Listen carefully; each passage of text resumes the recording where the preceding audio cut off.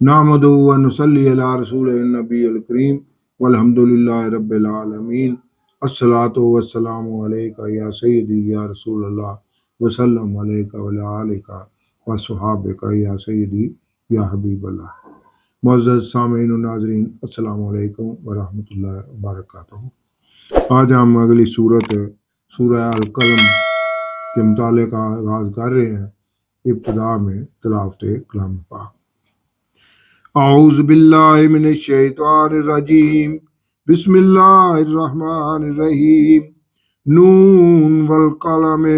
وما یسطرون ما انت بنعمت ربک بمجنون وان لک اجرا غیر ممنون وانک علی خلق عظیم فستبصروا ویبصرون بأیکم المفتون ان ربک هو اعلم بمن ضل عن سبیلہ وهو اعلم بالمہتدین۔ صدق اللہ العظیم۔ اب ملاحظہ فرمائیں سورہ القلم یا سورہ نون کا خلاصہ۔ سورہ القلم مکی و مدنی صورتوں کے 7ویں گروپ کی دوسری مکی صورت ہے۔ اس میں 52 آیات اور 2 رکوع ہیں جو 29ویں پارے کے تیسرے رکوع سے چوتھے رکوع تک ہے۔ اس صورت کا نام القلم بھی ہے اور نون بھی ہے۔ دونوں الفاظ صورت کے آغاز میں ہی موجود ہیں جو اس صورت کی وجہ تسمیہ ہے۔ اس صورت کا زمانہ نزول مکہ کے دور کی ان نازل شدہ صورتوں میں سے ہے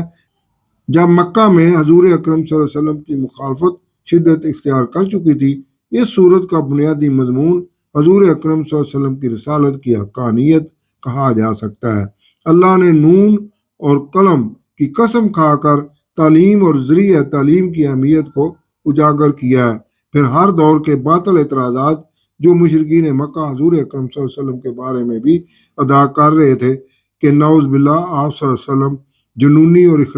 اخلاقیات سے عاری ہیں، جس کا اللہ نے تسلی بخش جواب دیا ہے کہ آپ صلی اللہ علیہ وسلم نہ تو مجنون ہیں اور نہ ہی اخلاقیات سے عاری ہیں، بلکہ آپ صلی اللہ علیہ وسلم تو اخلاقی اقدار کی بلندیوں کا مظہر ہے۔ گمراہ اور ہدایت یافتہ کا فرق اللہ سے پوشیدہ نہیں ہے۔ اس لیے حضور اکرم صلی اللہ علیہ وسلم کو کہا گیا ہے کہ آپ صلی اللہ علیہ وسلم دعوت حق میں نرمی اور قابل قبول بنانے کے کفار کے مطالبے کی پرواہ نہ کرے، کیونکہ اس قسم کے مطالبے کرنے والے لوگ ہمیشہ فضول قسمیں کھانے والے، بے وقت، طعنہ باز، چغل خور، ترش زبان، نیک کاموں سے روکنے والے، انتہا پسند گناہوں کی دلدل میں پھنسے ہوئے، تشدد پرست اور حسب نسب کے مشکوک ہوتے ہیں، جو مال اور اولاد کے زوم میں مبتلا ہو کر ایسی ہی بدخصلتیاں کرتے ہیں۔ قرآن اور رسول اللہ صلی اللہ علیہ وسلم کی حقانیت کو تسلیم کرنے کی بجائے انہیں جھٹلاتے ہیں۔ ایسے لوگوں کی ہم معاشرے میں ناک کاٹ کر رکھ دیں گے۔ اس کے بعد ایک زراعت پیشہ سخی انسان کی بخیل اولاد کا تذکرہ کر کے بتایا گیا ہے کہ اللہ کے نام پر خرچ نہ کرنے والوں کا مقدر ہلاکت اور بربادی ہی ہے۔ پھر جنت کے انعامات اور جہنم کے عذاب کا تذکرہ ہے۔ اس صورت میں نماز کی پابندی نہ کرنے والوں کی مذمت کرتے ہوئے کہا گیا ہے کہ قیامت کے دن جب ان کی ساکھ کھول لی جائے گی تو وہ سجدہ بھی نہیں کر سکیں گے۔ اس کے بعد ظالمین اور جھٹلانے والوں کو دی گئی ڈیل کے بعد اچانک ان کی گرفت کو بیان کیا گیا ہے اور ساتھ ہی دین پر ثابت قدمی اور صبر کا مظاہرہ کرنے کی تلقین ہے، اور سورت کے آخر میں قرآن کو انسانیت کے لیے نصیحت اور رہنمائی کا پیغامبر ہونے کا بھی اعلان کیا گیا ہے۔ یہ اس سورت کا مختصر جائزہ تھا۔ اب سورہ القلم کی تفسیر النور۔ نون اور قلم کی قسم، اور قسم ہے اس سے لکھے گئے کی۔ کہا جاتا ہے کہ نون ایک ندی ہے جس کی نورانی روشنائی سے لوح محفوظ لکھی گئی ہے، جس میں کائنات قدرت کو چلانے کے تمام بنیادی علوم تحریر ہیں، اور اسی لوح محفوظ سے ہی قرآن اور دوسری آسمانی کتابیں نازل کی گئی ہیں۔ لوح محفوظ کو ہی کتاب مبین کہا گیا ہے، جس تک صرف پاک فرشتوں ہی کی رسائی ہے، یعنی اسے نہ ہی کوئی انسان اور نہ ہی کوئی جن چھو سکتا ہے۔ مزید یہ کہ حضرت یونس علیہ السلام کا لقب بھی ذوالنون تھا، اس لیے نون ان کی طرف بھی اشارہ کر رہی ہے۔ اور جہاں تک قلم کا تعلق ہے، وہ عالم خلق کے لیے اللہ کی قدرت ہے جو عالم امر سے پیدا کیا گیا ہے۔ بالفاظ دیگر اللہ رب العزت کائنات میں موجود تمام پوشیدہ رکھے گئے یا ظاہر کیے گئے علوم کی قسم کھا رہا ہے کہ آپ صلی اللہ علیہ وسلم اپنے رب کے فضل سے مجنون نہیں ہے، یعنی علم و فہم سے آری یہ مشرکین مکہ کی من گڑت باتیں ہیں، جبکہ آپ صلی اللہ علیہ وسلم کی پاکیزہ سیرت ان سب کے سامنے ہے۔ اس لیے آپ صلی اللہ علیہ وسلم ان کے طعنوں سے رنجیدہ نہ ہوا کریں، اور بے شک آپ صلی اللہ علیہ وسلم کے لیے کبھی نہ ختم ہونے والا اجر ہے، اور بے شک آپ صلی اللہ علیہ وسلم کے اخلاق حسنہ کی شان بہت بلند ہے۔ تو آپ صلی اللہ علیہ وسلم جلد ہی دیکھ لیں گے اور وہ کفار بھی دیکھ لیں گے، یعنی آپ صلی اللہ علیہ وسلم کی حقیقت سب کے سامنے عیاں ہو جائے گی، اور آپ صلی اللہ علیہ وسلم کے بارے میں ان کفار کے تمام شکوک و شبہات دور ہو جائیں گے، اور ان کو یہ بھی معلوم ہو جائے گا کہ تم میں سے کون فتنے میں پڑا ہوا تھا۔ کفار کی دعوت حق کے خلاف فتنے کی بھی کلی کھل جائے گی، اور تمہارا رب اس کو بھی خوب جانتا ہے جو اس کے راستے سے بھٹکا ہوا ہے، اور وہ اللہ بھی جانتا ہے کہ کون سیدھے راستے پر ہے۔ تو آپ صلی اللہ علیہ وسلم ان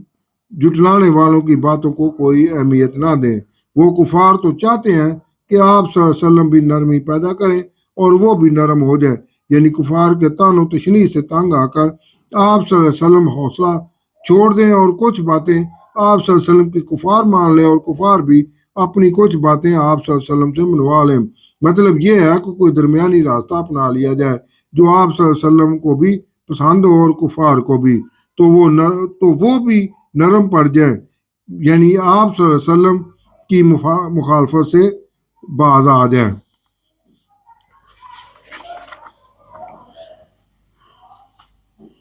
اگلی 10 سے 16 آیات کے بارے میں کہا جاتا ہے کہ یہ آیات ولید بن مغیرہ کے بارے میں نازل کی گئی تھی، کیونکہ جو ذکر ان آیات میں ہے وہ بالکل اسی طرح کے کردار کا حامل تھا، اور یہ بھی کہا جاتا ہے کہ اسے دین اور رسول اللہ صلی اللہ علیہ وسلم کی سچائی کی سمجھ بھی آ گئی تھی، مگر انا اور تکبر کی وجہ سے ایمان کا اقرار نہ کر سکا اور کفر میں ہی مر گیا۔ ارشاد ربانی ہے، اور آپ صلی اللہ علیہ وسلم کسی ایسے کی بات نہ ماننا جو بڑا قسمیں کھانے والا، ذلیل اور گھٹیا ہے، عیب نکالنے والا، ادھر ادھر کی لگانے والا اور چغل خور ہے، بلائی سے روکنے والا ہے، حد سے بڑھنے والا ہے، گناہ گار اور بد مزاج ہے، اور یہ بھی کہ یہ بد نسل ہے، یعنی اس کا حسب نسب بھی درست نہیں، یعنی یہ حرامی ہے۔ ان تمام بد خصلتوں کا مالک آپ صلی اللہ علیہ وسلم کے ساتھ دشنام ترازی اس لیے کرتا تھا کہ اسے غرور ہے کہ وہ مالدار اور بیٹوں والا ہے، یعنی مال کے ساتھ اس کے پاس مقابلہ کرنے کے لیے افرادی قوت بھی ہے، جس میں خالد رضی اللہ عنہ بن ولید بھی شامل تھے، کیونکہ انہوں نے بھی ابھی اسلام قبول نہیں کیا تھا۔ جب اسے ہماری آیات پڑھ کر سنائی جاتی ہیں تو وہ کہتا ہے کہ یہ قرآن پہلے لوگوں کی کہانیاں ہی ہیں، جلد ہی ہم اس کے سور جیسی تھوتنی کو داغ دیں گے، یعنی اس کا غرور اور گھمنڈ خاک آلود کر دیں گے۔ بے شک ہم نے انہیں یعنی کفار مکہ کو جانچا مال اور دولت اور اولاد سے، جیسے ہم نے باغ والوں کو آزمایا تھا، جب انہوں نے قسم کھائی کہ وہ اس باغ کا پھل صبح ہی اتار لیں گے، اور تکبر میں اللہ کو بھول کر انشاءاللہ بھی نہ کہا، تو اس باغ پر آپ صلی اللہ علیہ وسلم کے رب کی طرف سے ایک پھیری کرنے والا پھیری کر گیا جب وہ ابھی سوئے ہوئے ہی تھے۔ ان کے اٹھنے سے پہلے ہی تو وہ باغ ایسے ہو گیا جیسے اس کی جڑ کاٹ دی گئی ہو، یعنی عذاب الہی سے وہ باغ جل کر خاک کا ڈھیر ہو گیا اور ان کا سارا غرور مٹ گیا۔ پھر انہوں نے صبح ہوتے ہی ایک دوسرے کو پکارا کہ صبح سویرے ہی اپنے کھیت یعنی باغ کی طرف چلیں، اگر تمہیں فصل یا پھل کاٹنی ہے، یعنی پھل توڑنا ہے تو صبح سویرے ہی باغ میں جائیں گے۔ تو وہ باغ کی طرف چلے اور آپس میں کہتے جاتے تھے کہ آج ہرگز تمہارے باغ میں کوئی مسکین نہ آنے پائے، یعنی کسی غریب یا مسکین کو اس پھل میں سے کچھ نہیں دیں گے۔ اور وہ صبح سویرے چلے اپنے ارادے کو پورا کرنے کے لیے، جیسے کہ سب کچھ ان کے اختیار میں ہے کہ صبح سویرے ہی پھل توڑ لیں گے اور کسی غریب مسکین کو خبر تک نہ ہوگی۔ پھر انہوں نے اپنے باغ کو دیکھا تو کہنے لگے شاید ہم راہ سے بھٹک گئے ہیں اور باغ کی بجائے کہیں اور آ گئے ہیں، نہیں بلکہ ہم تو بد نصیب ہو گئے ہیں، یعنی ہماری تمام منصوبہ بندی اور محنت ضائع ہو چکی ہے۔ اور ان میں جو درمیان والا یعنی عقل مند تھا، اس نے کہا کہ میں تمہیں نہیں کہتا تھا کہ تم تسبیح کیوں نہیں کرتے، یعنی اللہ کو یاد کیوں نہیں کرتے اور مساکین کے حقوق ختم مت کرو۔ انہوں نے کہا کہ بے شک ہمارا رب پاک ہے، یعنی اللہ نے غربا کے انسانی حقوق عین فطرت کے مطابق رکھے ہیں۔ بے شک ہم ہی ظالم تھے، یعنی ہمیں اپنے غرور، تکبر اور بخل کی ہی اللہ نے سزا دی ہے۔ پھر وہ ایک دوسرے کی ملامت کرنے لگے کہ ہم میں کسی نے ایک دوسرے کو اللہ کی مقرر کردہ حدوں کو پامال کرنے سے روکا ہوتا۔ پھر کہنے لگے کہ ہائے افسوس، بے شک ہم ہی سرکش تھے، یعنی انہیں یقین ہو گیا کہ اللہ نے جو سزا ہمیں دی ہے وہ ہماری اپنی سرکشی کی وجہ سے ہے۔ امید ہے ہمارا رب اس سے بہتر بدل دے گا۔ ہم اپنے رب کی طرف راغب ہوتے ہیں، یہی عذاب ہوتا ہے سرکشوں کے لیے، اور بے شک آخرت کا عذاب تو بہت ہی بڑا ہے۔ کیا اچھا ہوتا اگر وہ پہلے جان جاتے، یعنی نقصان کے بعد افسوس کی بجائے انہیں اس غفلت کا پہلے احساس ہونا چاہیے تھا۔ یہ ان مغرور، تکبر اور سرکش لوگوں جیسے ولید بن مغیرہ ہے کے لیے درس عبرت ہے کہ اللہ کے احکامات کی پیروی اور اس کی ہر چیز پر حاکمیت اور قدرت تسلیم کرنے میں ہی عافیت اور بلائی ہے۔ بے شک پرہیزگاروں کے لیے ان کے رب کے پاس نعمتوں والے باغ ہیں۔ کیا ہم مسلمانوں کو مجرمین جیسا کر دیں گے؟ اے مشرکین، تمہیں کیا ہو گیا کہ تم کیسا دعویٰ کر رہے ہو کہ اگر دنیا میں ہمیں مال و دولت ملی ہے تو اگر قیامت قائم ہوئی تو وہاں بھی ہمیں ایسے ہی نوازا جائے گا؟ کیا تمہارے پاس کوئی کتاب ہے جس میں تم پڑھتے ہو کہ اس میں تمہارے پسند کا ہوگا، یا تمہارے لیے اللہ نے وعدہ کر رکھا ہے جو قیامت کے دن تک باقی رہے گا کہ تمہیں وہی ملے گا جس کا تم دعویٰ کر رہے ہو؟ کہ اللہ نے ہم سے قیامت کے دن بھی انعامات کا وعدہ کیا ہوا ہے۔ اگر کوئی الہامی کتاب تمہارے پاس نہیں تو کیا تمہاری مت ماری گئی ہے کہ من گڑت دعوے کر رہے ہو کہ اللہ اپنے ماننے والوں اور سرکشوں کے ساتھ ایک جیسا سلوک کرے گا؟ آپ صلی اللہ علیہ وسلم ان کفار سے پوچھیں، ان الہامی کتابوں یا اللہ کے وعدے میں سے کون تمہارا ضامن ہے؟ یا ان کفار کے پاس کچھ اللہ کے شریک ہیں جنہوں نے ان کفار سے بھلائی کا وعدہ کر رکھا ہے؟ تو وہ اپنے شریکوں کو لائیں اگر وہ اپنے اس دعوے میں سچے ہیں۔ جس قیامت کے دن ایک ساکھ کھولی جائے گی، یعنی ایک نسل یا امت کو ہانکا جائے گا، یا اللہ کے نور کی تجلی یا چھانٹی کے لیے اجتماعی آزمائش، یا مشرکین کے جھوٹے دعوے کی کڑی وغیرہ، البتہ ساکھ کے بارے میں حتمی طور پر کچھ نہیں کہا جا سکتا، اور انہیں اللہ کے سجدے کے لیے بلایا جائے گا تو وہ اس کی استطاعت نہیں رکھتے ہوں گے، یعنی وہ مجرمین سجدہ نہیں کر سکیں گے۔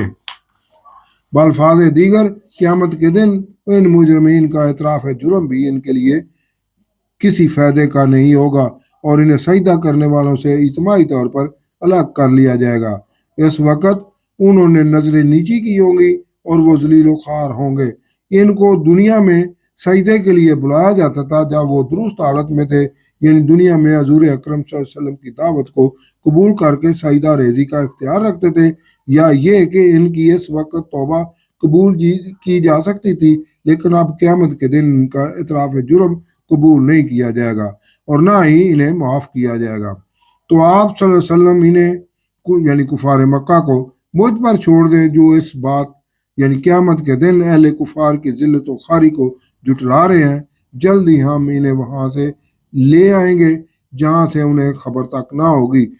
اور میں انہیں ڈھیل دوں گا کہ وہ دعوت حق تسلیم کرتے ہیں یا سرکش ہی رہتے ہیں۔ یہ ڈھیل اتمام حجت بھی ہے تاکہ ان کے پاس دعوت حق کو نہ تسلیم کرنے کا کوئی جواز باقی نہ رہے۔ بے شک میری خفیہ تدبیر بہت پکی ہے کہ جس طرح پہلی قوموں پر عذاب سچ ثابت ہوا، اسی طرح قرآن کی دعوت اور قیامت کا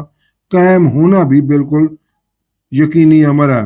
کہ آپ صلی اللہ علیہ وسلم ان کفار سے دعوت کی تبلیغ کے لیے کوئی اجرت مانگتے ہیں کہ وہ تاوان کے بوجھ تلے دبے ہوئے ہیں، یا ان کے پاس کوئی خفیہ علم ہے جسے وہ لکھ رہے ہیں، یعنی جس علم کے تحت دعوت قبول نہیں کر رہے اور ہٹ درمی دکھا رہے ہیں؟ کیا وہ ان کے پاس کوئی ایسا علم ہے؟ تو آپ صلی اللہ علیہ وسلم اپنے رب کے حکم تک صبر کریں، اور آپ صلی اللہ علیہ وسلم اس مچھلی والے نبی علیہ السلام کی طرح نہ ہونا، یعنی آپ صلی اللہ علیہ وسلم دعوت کی تبلیغ ثابت قدمی سے جاری رکھیں اور اس دوران پیش آنے والے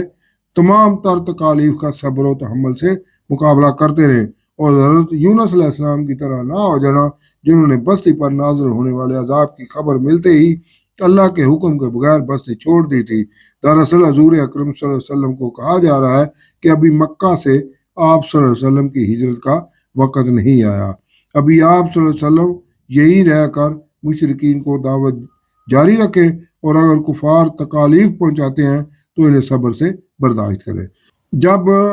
اس نے یعنی مچھلی کے پیٹ میں جانے کے بعد اپنے رب کو اس حالت میں پکارا کہ وہ اپنے اندر ہی غم کھا رہا تھا، یعنی دم گھٹ رہا تھا کہ ہائے افسوس، اس نے اللہ کے حکم کے بغیر بستی کو کیوں چھوڑا، اور اقرار کر رہا تھا کہ اے اللہ تیرے سوا کوئی معبود نہیں، تیری ذات پاک ہے اور میں ہی ظالموں میں سے ہوں، اور اگر اس کے رب کی ایک نعمت احساس ندامت نے اسے پا نہ لیا ہوتا تو اسے ضرور ملامت زدہ جان کر کسی میدان میں پھینک دیا گیا ہوتا۔ مچھلی نے حضرت یونس علیہ السلام کو خلیج فارس میں نگل لیا اور وہ تیرتی ہوئی مکران کے ساحل تک آ پہنچی، جہاں مچھلی نے آپ علیہ السلام کو ساحل پر اگل دیا۔ اللہ نے آپ علیہ السلام کو انتہائی قسم پرسی کی حالت میں بھی اکیلا نہیں چھوڑا تھا، بلکہ آپ علیہ السلام کی حفاظت اور خوراک کے لیے سمندر کے ساحل پر یقطین کا پودا اگا دیا، جو آپ علیہ السلام کی صحت و تندرستی اور جسمانی طاقت حاصل کرنے کے لیے اللہ کا عطا کردہ سبب بنا۔ تو اسے حضرت یونس علیہ السلام کو اس کے رب نے چن لیا اور صالحین میں شامل کر لیا، اور کافر تو ایسے لگتا ہے کہ وہ اپنی بد نظر سے آپ صلی اللہ علیہ وسلم کو گرا دیں گے۔ کفار نے ایک دفعہ مسمرائز کرنے والے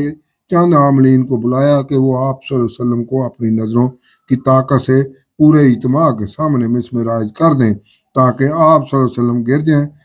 اور دعوت کا کام جاری نہ رکھ سکیں۔ جب وہ کفار قرآن سنتے ہیں تو کہتے ہیں کہ یہ حضور اکرم صلی اللہ علیہ وسلم تو نعوذ باللہ مجنون ہے، اور نہیں ہے وہ، یعنی نہ تو حضور اکرم صلی اللہ علیہ وسلم کو کوئی جنون ہے اور نہ ہی قرآن میں کوئی مجنون کر دینے والا علم ہے، مگر یہ قرآن اور رسول اللہ صلی اللہ علیہ وسلم سارے جہان والوں کے لیے نصیحت ہے۔ صدق اللہ العظیم۔